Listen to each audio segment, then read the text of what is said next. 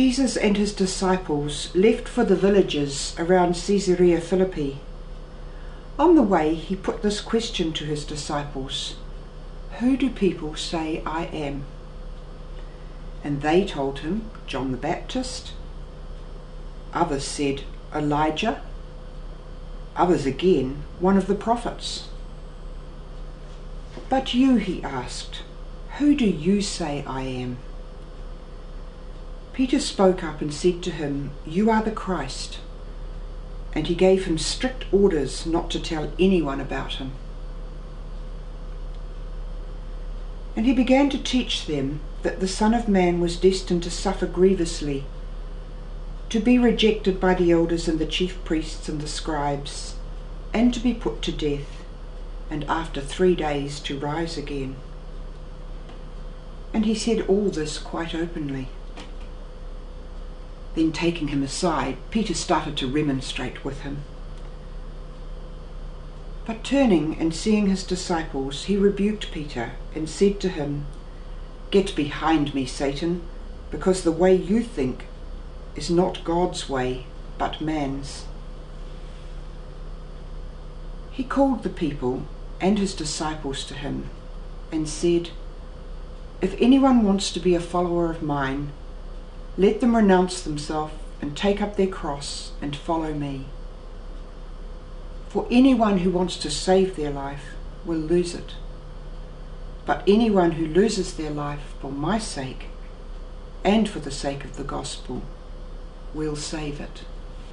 It's very easy for all of us to think, "Oh, I'm a follower of Jesus. I've taken up the cross. I'm going to save my life." But actually, if we follow this piece of the scriptures right through, there are lots of lessons here. There are lots of things for us to contemplate. You remember last week we had the healing of the man who was deaf and the tongue caught by the ligament. And again, Jesus is on a journey, as he was then too. And this time, instead of bringing someone for Jesus to heal, Jesus asks them some questions. So he wants to know, what are people saying about me? Now, he's not wanting to know this in order to be bigger than he is. He's setting a scene for the next little bit. Because he's asking them to have faith in him so that they can hear the hard things he's going to say. He teaches them that he's going to suffer.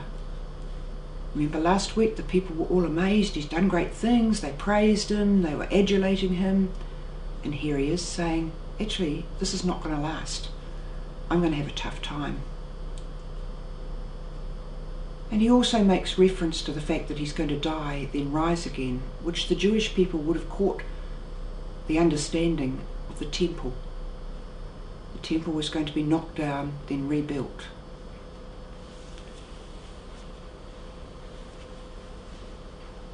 God tells Peter to get behind him when Peter says, "Oh, don't talk like that, Lord." Because God wants Peter to recognize that life has many facets. Life is precious, and we still have to fight to grip onto it at times.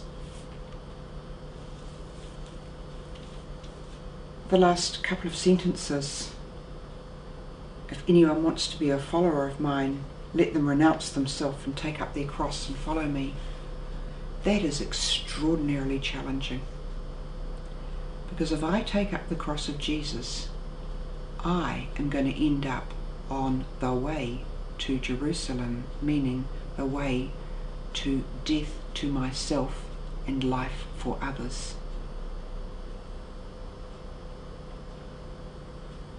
Death to my own wishes, death to my sinfulness, death to my overbearing ways, death to my pride in myself. And I have to get back to being really humble, being grounded, being in the humus of the earth and recognizing who I am before God, and that God tells me my life is very important to God. I think a lot of us are brought up with very negative ideas about ourselves and our lives.